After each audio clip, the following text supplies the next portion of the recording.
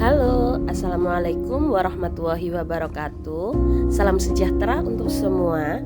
Pada kali ini bersama saya Nuriska Yeniarti, kita akan belajar tentang topik Merdeka Belajar. Dalam topik Merdeka Belajar, kita akan membahas 5 modul. Yang pertama adalah mengenal dan memahami diri sebagai pendidik. Kemudian yang kedua, mendidik dan mengajar. Yang ketiga, mendampingi murid dengan utuh dan menyeluruh. Yang keempat, mendidik dan melatih kecerdasan budi pekerti. Dan yang terakhir adalah pendidikan yang mengantarkan keselamatan dan kebahagiaan.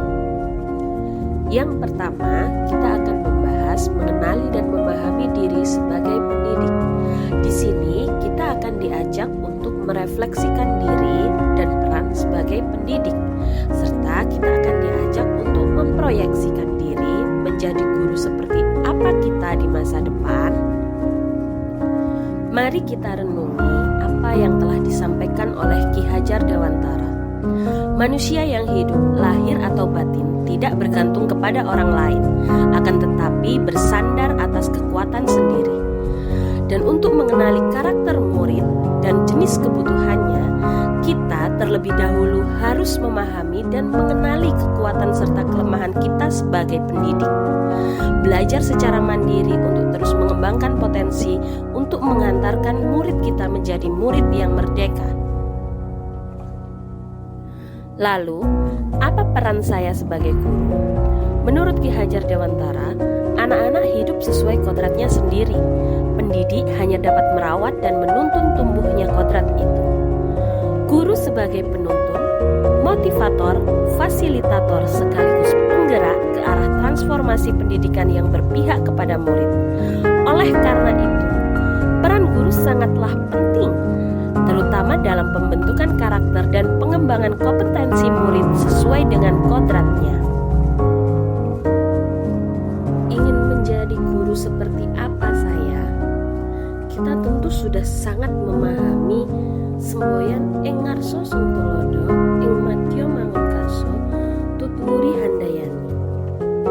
Guru yang maju memiliki peta konsep dan rancang pikir yang jelas tentang gambaran dirinya yang ideal. Ketika kita sebagai guru memahami kekuatan dan kelemahan kita, maka kita tahu apa yang bisa dioptimalkan dari peran kita sebagai guru dan bagi murid-murid kita. Inilah hakikat guru yang mampu memerdekakan murid-murid.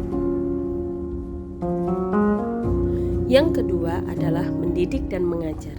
Di sini dibagi menjadi 3 bahasan, yakni mendidik menyeluruh, pendidikan selama 1 abad, dan menjadi manusia secara utuh.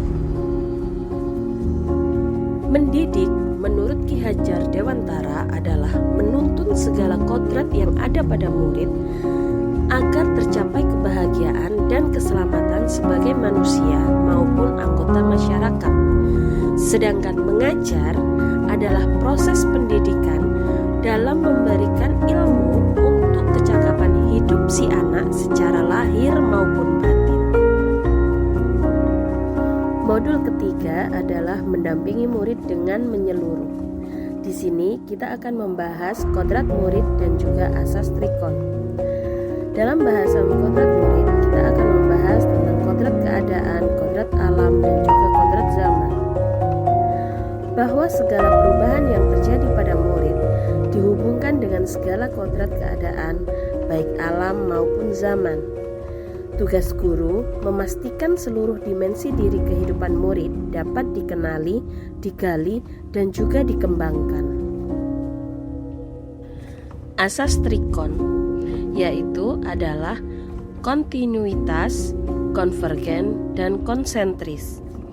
Kontinuitas di sini adalah pendidik menuntut murid dengan perencanaan dan pengembangan secara berkesinambungan menyatu dengan alam masyarakat Indonesia untuk mewariskan peradaban.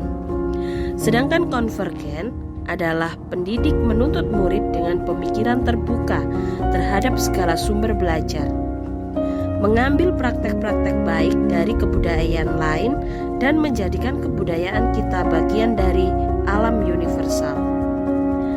Sedangkan konsentris adalah pendidik menuntut murid dengan berdasarkan kepribadian karakter dan budaya kita sendiri sebagai pusatnya. Di sini, asas trikon diyakini mampu menghadapi derasnya arus perubahan kodrat zaman, seperti abad ke-21 ini secara global. Pendidikan saat ini ditekankan untuk menuntun anak memiliki keterampilan abad 21, yaitu berpikir kritis dan solutif, kreatif dan inovatif, serta mampu berkomunikasi dan berkolaborasi.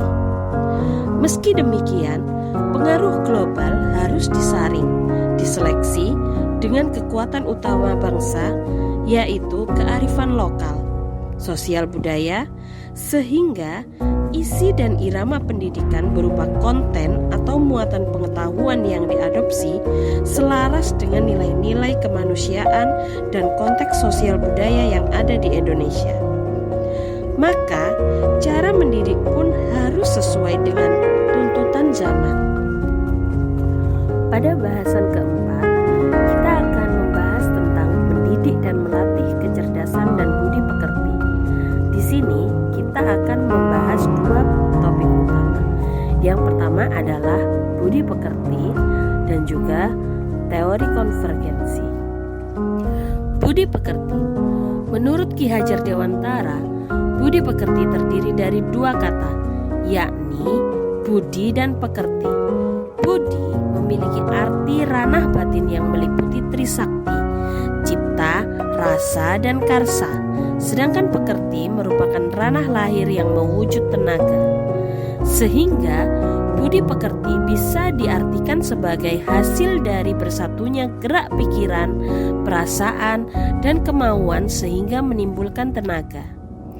Di sini kita sebagai pendidik di sekolah turut serta berperan membantu siswa untuk menemukan kecerdasan budi pekerti dengan tuntunan dan teladan yang sesuai kebutuhan siswa.